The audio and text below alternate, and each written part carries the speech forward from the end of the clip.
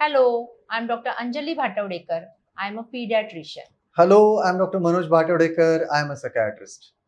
In this series on wise parenting, we have been talking about the emotional development and shaping of behavior of preschoolers. We discussed about discipline last time.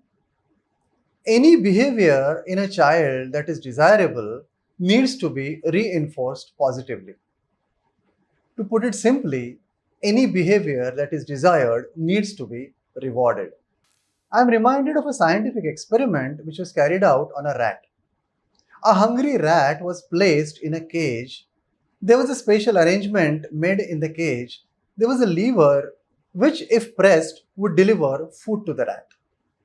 The hungry rat started wandering, running about inside the cage, and it accidentally happened to touch the lever and it got food.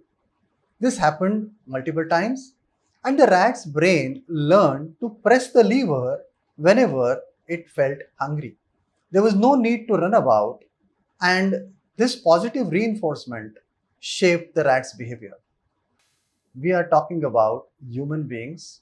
Human brain is much more advanced, much more complex. So you can understand the importance of rewards in shaping a child's behavior. In other words, any behavior that needs to be reinforced positively needs to be rewarded. So, a child definitely needs rewards if you want them to behave in a particular manner.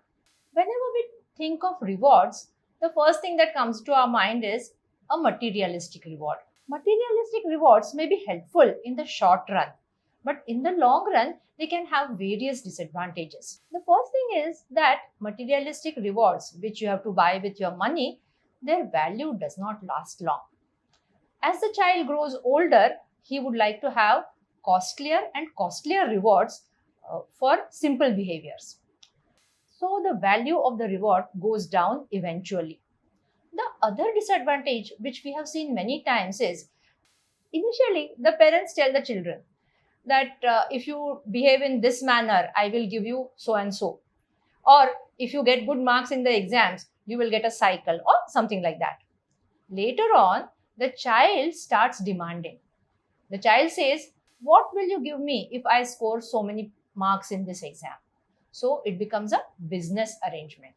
It's an investment returns pattern, and the child wants the returns promised first, and then he is promising that he will behave well. So in the long run, this is not a fruitful thing. So which rewards are better? The best rewards are those which are not bought by money, but which are given spontaneously, which help the child's emotional growth, and they are complimenting the child, hugging the child, praising the child in the right manner, which we talked about in the last session, and just spending a lot of quality time with the child, spending time doing activities which are fun filled, like going out, going to the beach, having some games around. In the lockdown, we have seen many parents spend good fun filled times with the child, and this has helped to boost the emotional bond between parents and child. So actually the child loves all these things much more than the materialistic rewards. So just hugging the child, placing the child in your lap, saying yes, you have done a good deed, and I'm proud of you for doing this, that works much better than giving him toys or food. Yes, so encouragement, giving compliments are the best rewards. And these rewards have a long lasting impact on the child's personality development. A word of caution here: rewards which are disproportionate or not called for are harmful. Therefore, it is important for us to understand that rewards play an important role in a child's life, in a child's personality development. Let rewards come as a surprise, or if they are promised, please see to it that the promises are fulfilled. If this is done, parents are demonstrating integrity, honesty, and building up trust. Let me tell you the example of my friends, a doctor couple, who obviously were very busy and had very little time to spend with their children, but they were aware of spending quality time with the children, so they tried to do it as much as possible.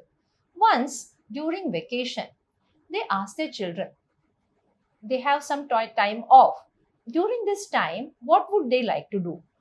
Would they like some new toys which they were waiting for? Or do they want some new furniture in their room? Or do they want to go out with the parents on a picnic? And both the children unanimously said that we want to spend time with you both. Let us go out on a picnic or on a trip, and that is the best reward for us. We don't mind if we don't get the toys or the furniture in the room, but we want to spend time with you. This alone shows how much children want their parents to spend time with them, and not just time, quality time. So let's remember that quality time spent with the children is the best reward for the child and is the true investment for their emotional development. More about discipline in our next session.